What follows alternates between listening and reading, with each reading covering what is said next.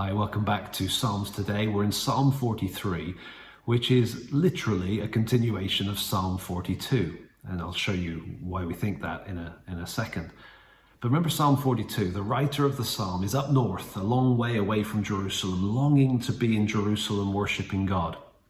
But instead they're a long way off and suffering, going through a really challenging time. And so in Psalm 42, you kind of have the lament, the laying out of the situation. Psalm 43 gives us the request. Here's the petition that is made by the psalm writer. Vindicate me, O God, defend my cause against an ungodly people, from the deceitful and unjust man, deliver me. For you are the God in whom I take refuge. Why have you rejected me? Why do I go about mourning? Because of the oppression of the enemy. Send out your light and your truth. Let them lead me. Let them bring me to your holy hill and to your dwelling. Notice the word them here, down at the bottom. Got it a couple of times. I'll just mark it like that. Let them, let them. Typically, when we see a pronoun like that, we look back to see the people that have been referenced most recently. What group of people is this talking about? Is it talking about the enemies? No, it isn't. Here, it's talking about your light and your truth, that he's asking God to send out your light and your truth. And then almost as if they're personified, that is, as if they take on flesh and clothes, they grab the writer of the psalm by the hand and lead him doing something that a person would do. That's kind of what you've got here. He's saying, God, send your light and your truth, and let your light and truth lead me and bring me to where I want to be, to your holy hill, to your dwelling, that is Jerusalem, to the temple.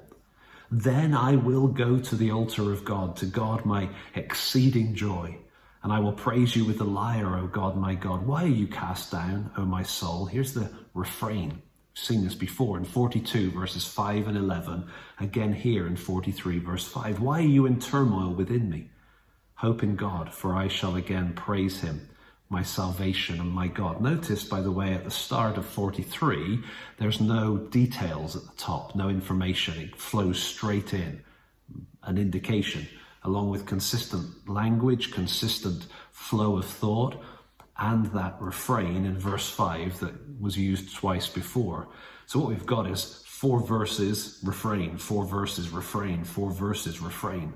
It really does indicate that this was originally one psalm.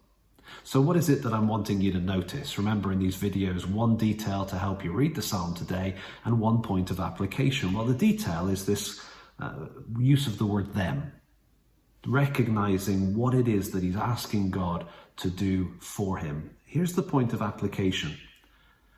I think it's quite easy for us to come to God with a please do this so that I can do that kind of a prayer.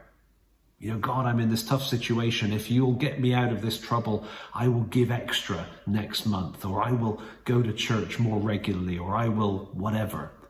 It's a little bit like Martin Luther caught in the storm, crying out to, was it St. Anne, for his life to be spared. And if it was spared, he would become a monk. You see, here's the thing. There's something slightly backwards in the way we attempt to manipulate God through prayer. Our approach often is, I'm in a terrible situation. My desire is comfort, ease, safety, survival. I've got if you like, a selfish concern. God, would you please come through for me? And then I promise to do something that I don't really want to do, but I know you probably want me to do. That's very different than what we've got here in Psalm 43. When he gets to the sort of then I will part of verse 4, for example, look at what he's saying here. Then I will go to the altar of God, to God my exceeding joy.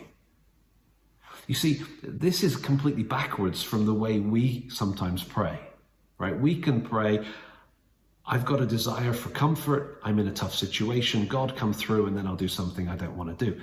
This psalm, and many others like it, are saying, my great desire, my thirsting soul longs to worship you.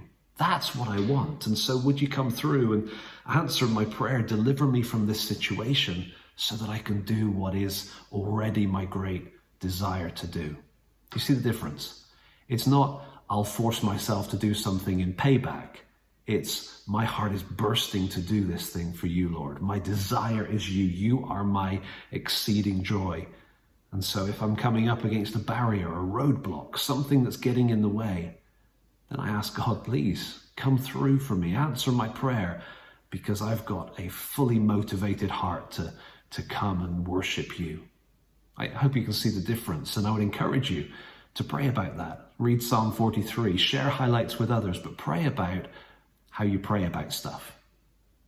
Ask God to show you if there's any sense in which you tend to try to manipulate God with your prayers rather than having a heart that is bursting with desire to get to the other side of the difficulty in order to get to Him.